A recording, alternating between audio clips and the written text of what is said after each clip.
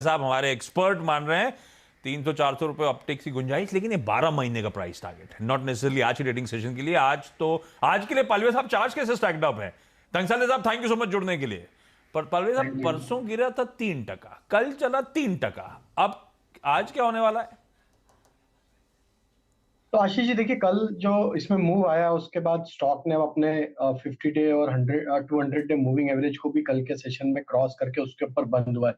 अगर हम derivative data भी देखें तो कल के सेशन में 3300 पे पुट राइटर्स ने अपनी पोजीशंस यहाँ पे बनाई है, और अगर देखें तो लोअर स्ट्राइक पे सारे कॉल राइटर्स ने अपनी पोजीशंस यहाँ पे अनवाइंड करी। तो सारी स्ट्राइक में देखें 3200 से लेकर 3300 सारी स्ट्राइक में कल कॉल अनवाइंडिंग यहाँ पे देखने को मिली। हमें लगता है आज का मूव ओपनिंग के बाद इंपॉर्टेंट है। 3300 के ऊपर अगर ये ओपन होता है आज, तो हमें लगता है कि यहाँ पे एक शॉर्ट कवरिंग वापस बनेगी और स्टॉक में जो नेक्स्ट इमीडिएट लेवल आते हुए दिख सकता है वो 3380 3400 तक के अपसाइड आते हुए दिख सकती है।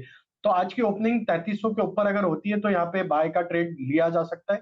स्टॉप लॉस छोटा ही होगा, 3270 के आसपास स्टॉप लॉस रखेंगे उस समय, और टारगेट हम प्रोजेक्ट करेंगे 3380 3400 तक।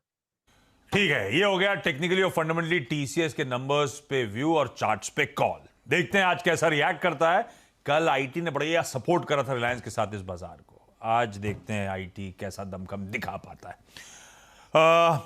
अगला स्टॉक जो इंपॉर्टेंट है आज के लिए वो है टाटा मोटर्स। टाटा मोटर्स क्या, टाटा मोटर्स का डीवीआर भी साथ में स्क्रीन पे दिखाइएगा। कल दरअसल Q3 सेल्स का जेएलआर का अपडेट, जैगुआर लैंड रोवर का अपडेट आया है। होलसेल सेल्स कह रहे हैं उनकी इंक्रीज हो रही है, इंप्रूव हो रही है। अपफ्रंट वो रिलीज कहती है कि चिप की जो सिचुएशन है वो धीरे धीरे करके ग्रेजुअली इंप्रूव हो रही है, इसलिए तस्वीर बदल रही है।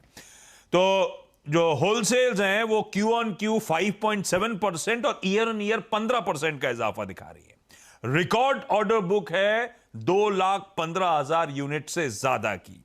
हाँ, retail sales Q on Q 3-4% गिरी, पर साल दर साल उसमें भी 6% के आसपास का इजाफा। लेकिन हाईलाइट रही, वो कह रहे हैं रिकॉर्ड ऑर्डर बुक है, इनकी खास तौर पे जो नए वेरिएंट्स आए हैं उनको लेकर डिमांड ट्रैक्शन बहुत बढ़िया बनता हुआ। टाटा मोटर्स अब तक तो ग्लोबल क्यू सपोर्टिव थे, इसलिए कल अच्छा मूव दिखा रहा था। आज इस पे रिएक्ट करने जाने वाला है। पहले यतिन से समझ लिया जाए, ये जो जेएलआर का अपडेट आया उसके बाद ब्रोकरेजेस का कॉल क्या बन रहा है स्टॉक पर। Yatin, good morning.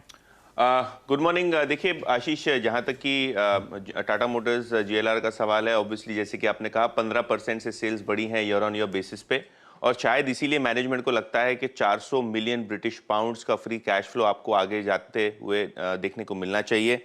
जहाँ तक कि मॉर्गन स्टैनली का सवाल है, ओवरवेट है वो 502 के टारगेट के साथ, जेपी मॉर्गन न्यूट्रल है 400 के टारगेट के साथ। लेकिन आज सीएलएसए ने बड़े दिनों बाद टाटा मोटर्स को अपग्रेड किया है, बाई की रेटिंग है और टारगेट इन्होंने बढ़ा के 512 रुपये प्रति शेयर कर दिया है। ऑब्वियसली जो ग्रोथ आई है जेएलआर के नंबर्स में वो बेहतरीन है। जिस हिसाब से आपको फ्री कैश फ्लो का टारगेट मैनेजमेंट का दिख रहा है, शायद यहाँ इंप्रूवमेंट आपको दिखे।